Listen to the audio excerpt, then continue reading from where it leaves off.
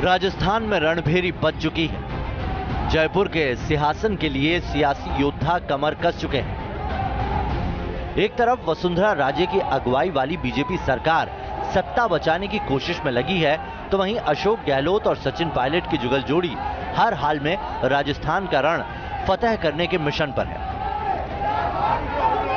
रंगीले राजस्थान में क्या है चुनावी माहौल, चुनावी जंग में लोगों की क्या है राय, ये जानने के लिए न्यूज नेशन की टीम सियासी ग्राउंड जीरो पर है। राजस्थान का सियासी पारा जानने के लिए सबसे पहले हमारी टीम पहुंची एनसीआर से सटे औद्योगिक शहर अलवर। अलवर खाई और चार दीवारी से घिरा हुआ यह शहर अरावली पहाड़ियों के बीच में बसा है। एनसीआर का इलाका है और राजस्थान का 8वां औद्योगिक बड़ा शहर है। इस शहर में लोगों के पास काम है, रोजगार है, लेकिन इस वक्त क्योंकि चुनावी माहौल है तो ऐसे में चुनावी सरगर्मियां काफी तेज हैं। इसलिए आज हम आपको लेकर चलते हैं और दिखाते हैं कि आखिर यहां पर क्या है राजनीतिक हालात, क्या है यहां के समीकरण, और साथ ही साथ आपको बताएंगे कि सत्ता का सेमीफाइनल कहे जा रहे इस चुनाव में कौन सी पार्टी आगे चल रही है और कौन सी पार्टी पीछे चल रही है। अलवर जिले में विधानसभा की 11 सीटें हैं। साल 2013 में यहां बीजेपी को 9 सीटें मिली थी, तो वहीं कांग्रेस को सिर्फ 1 सीट ही मिल पाई थी। एक सीट पर एनपीईपी ने कब्जा जमाया था। अगर अलवर लोकसभा की बात करें तो यहां 8 विधानसभा सीटें हैं, जिनमें 7 पर बीजेपी का कब्जा है। राजस्थान का सिंह द्वार कहा जाने वाला अलवर देश की राजधानी के बेहद करीब है। राजस्थान की धरती पर एंट्री करते ही सबसे पहले तिजारा विधानसभा का इलाका पड़ता है। अलवर जिले का तिजारा कस्बा एक छोटा सा इलाका, लेकिन विधानसभा क्षेत्र और राजनीति के इतिहास में इसका अपना खास महत्व रहा है। 1988 की एक उमस भरी गर्मी में लोगों की भीड़ यहां पर जुट रही थी। चंद्रशेखर, देवीलाल, वीपी सिंह, मुलायम सिंह यादव, लालू यादव समेत तमाम विपक्षी नेता यहां पर पहुंच रहे थे और यहीं से समाजवादी जनता दल की घोषणा हुई थी, जिसे बाद में जनता दल के नाम से जाना गया, और वीपी सिंह बोफोर्स के नाम पर कांग्रेस की केंद्र की सरकार को गिराकर प्रधानमंत्री तक बने थे। कई सियासी घटनाओं का गवाह बनी तिजारा में सियासी घमासान जोरों पर है। राजस्थान के एकमात्र मुस्लिम मुख्यमंत्री बरकतुल्लाह खान यहीं से चुनाव जीतकर विधानसभा पहुंचे थे। मौजूदा सियासी रण में इस बार बीजेपी ने गुर्जर समुदाय के संदीप दायमा को यहां से उम्मीदवार बनाया है। तिजारा विधानसभा सीट से बीजेपी ने संदीप जी को टिकट दिया है। यहां से बीजेपी के जो विधायक हैं उनका टिकट काट दिया गया है। संदीप जी, आपको टिकट मिला है, 5 साल आपकी सरकार रही है, कुछ समस्याएं अभी भी आपको लगती है यहां पर है? देखो, मैं आपके चैनल के माध्यम से एक बात बताना चाहूंगा कि भारतीय जनता पार्टी ने इतना काम कराया है पूरे 5 साल में कि कोई विकास का तो कोई मुद्दा ही नहीं है। इतना बड़ा विकास हुआ है तिजारा में, हमारे गुरुजी ने इतना काम कराया है, मुझे नहीं लगता कि मैं उससे ज्यादा कुछ करवा पाऊंगा, क्योंकि बहुत काम हुआ है। पानी की समस्या अभी भी है? नहीं, पानी की हमारे यहाँ कोई समस्या नहीं है। पानी का हमारे यहाँ भिवाड़ी में एनसीआर से 60 करोड़ रुपए का काम चल रहा है। घर घर में पाइपलाइन, 19 गांव में, नगर परिषद में, पूरे क्षेत्र में पानी का, पेयजल का काम चल रहा है। ये जो हमारा वेस्टेज जो पानी है उसकी थोड़ी समस्या है। लेकिन यहां पर बीजेपी की मुश्किलें उनके बागी उम्मीदवार बढ़ा रहे हैं। बीजेपी में 15 साल से जुड़े संदीप यादव बीएसपी के टिकट पर चुनावी मैदान में हैं। बहुजन समाज पार्टी तिजारा में भारी बहुमत से चुनाव जीतेगी। 36 बिरादरी के लोगों ने मुझे समर्थन किया है। बड़ी पंचायत हमारे पूरे तिजारा विधानसभा की थड़ा में आयोजित की गई थी और उसमें सभी लोगों ने मिलकर, 36 सभी कौमों के लोगों ने, सभी जाति के लोगों ने मिलकर मुझे समर्थन दिया है। वहीं तिजारा के रण में कांग्रेस के इमामुद्दीन भी ताल ठोक रहे हैं। चुनावी शोर के बीच हमने तिजारा में बुनियादी सुविधाओं का भी जायजा लिया। क्या समस्या है? 5 साल से सरकार है सर। समस्या सबसे मोटी है बेरोजगारी, और समाज के कई काम ऐसे हैं जो होने चाहिए थे वो नहीं हुए। बेरोजगारी बहुत ज़्यादा है हमारे यहाँ। पानी की भी बड़ी समस्या है। गंदा पानी ये भरा है, देखो सामने, कहीं निकास नहीं है। हाँ बिल्कुल, नौकरियां तो नहीं मिल पा रही है। कंपनी वाले बोलते हैं लोकल को नहीं लेंगे या वो नहीं कर देंगे, तो काफ़ी समस्या है नौकरियों को लेकर। गंदगी बहुत ज्यादा है। नहीं, गंदगी के मामले में इम्प्रूव हुआ है। आप रेटिंग चेक करेंगे नगर परिषद के अकॉर्डिंग तो हमारी भिवाड़ी की जो है वो रेटिंग इम्प्रूव हुई है। बहुमंजिला इमारतों वाले भिवाड़ी को काफी संपन्न इलाका माना जाता है। यहाँ मौजूद कई फैक्ट्रियाँ राजस्थान के साथ साथ देश के दूसरे राज्यों के लोगों को भी रोजगार दे रही हैं।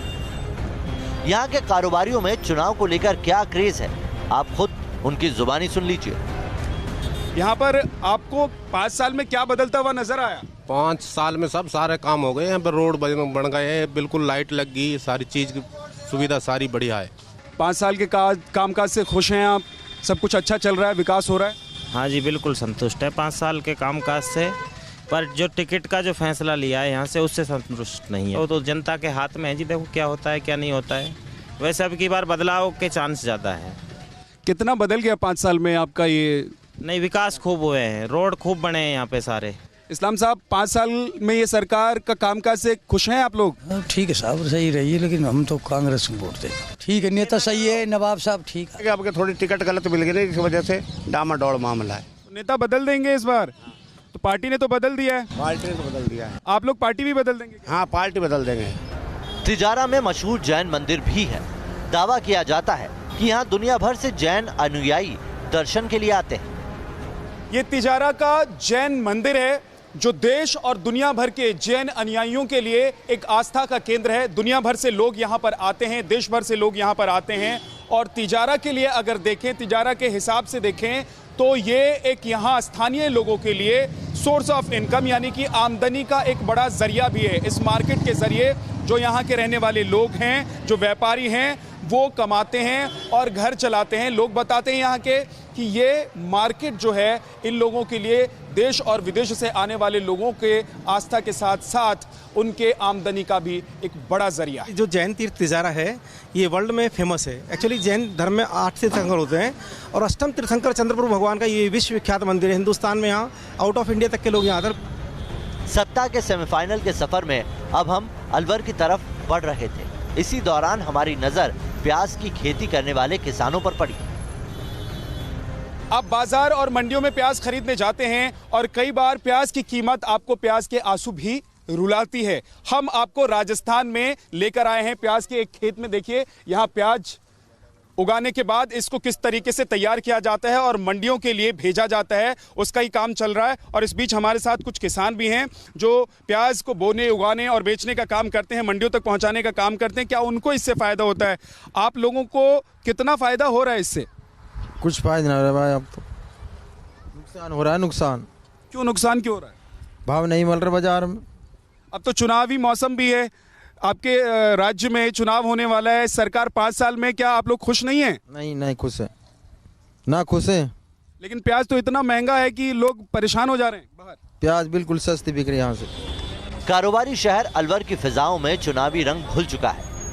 यहाँ के भीड़ भरे बाजारों में तो ज्यादा चुनावी शोर नहीं दिखा, लेकिन पार्कों में सुकून के पल बिता रहे बुजुर्गों में सियासी रंग जरूर उफान मार रहा था। तो हम चले आए एक पार्क में और इस पार्क में आप देखिए, आपको नजर आएगा यहाँ पर बुजुर्ग बैठते हैं और वो ताश भी खेलते हैं और चर्चा भी करते हैं, बातचीत भी करते हैं। हम इन लोगों से ही कुछ बात करते हैं।